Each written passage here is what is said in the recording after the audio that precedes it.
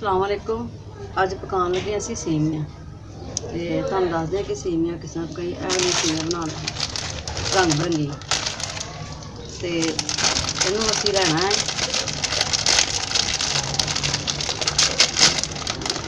अद्धे पैकेट ही पड़ लेना।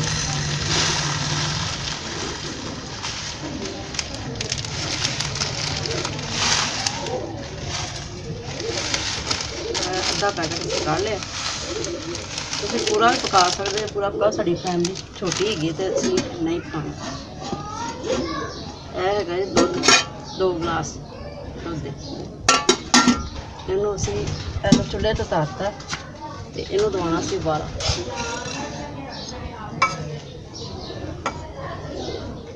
ये गिरी मेवा जे, यह बदाम है पीसिया है ते यह चीनी अद्धा कप हैगी।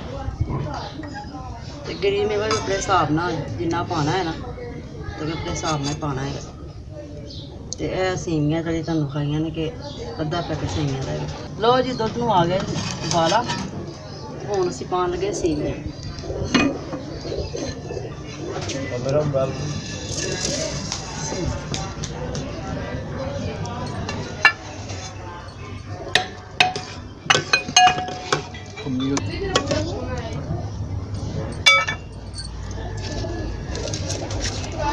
हुण पातियां असीं सेवियां ते इहदा हुण असीं गाढ़े होण दा इंतजार करना।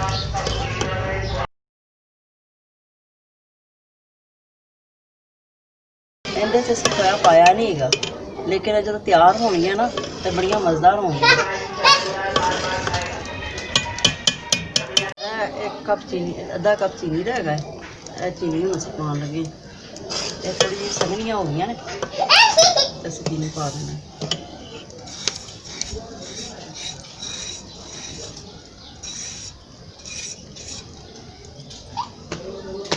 चीनी पा के इन्हूं हिलाना।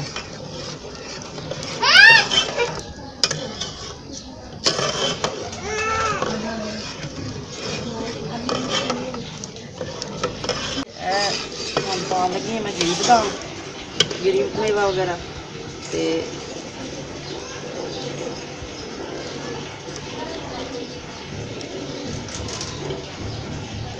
गिरी मेवा पाता है। हम 5 मिनट होर पकड़ियां ने तेरे तैयार हो जाए।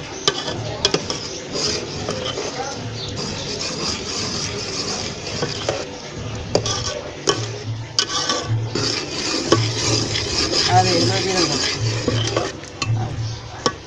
बेहतरीन सेवियां बनियां।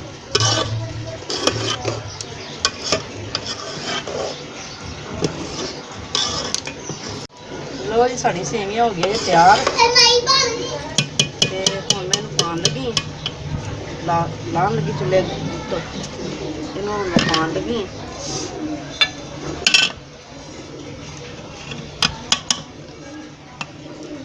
इनू पा के ठंडियां करांगे, ठंडियां करके ते फिर इनू असीं खावांगे।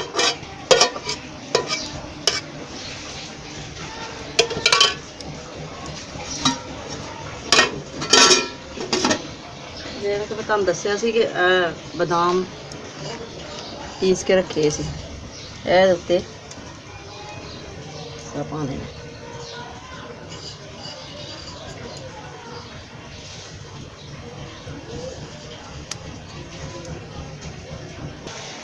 सेवियां तुसीं देखिया मैं किवें पकाइयां हैगियां ने ते सानूं लाइक करना, शेयर करना, सबसक्राइब करना और मेरे को सलाम।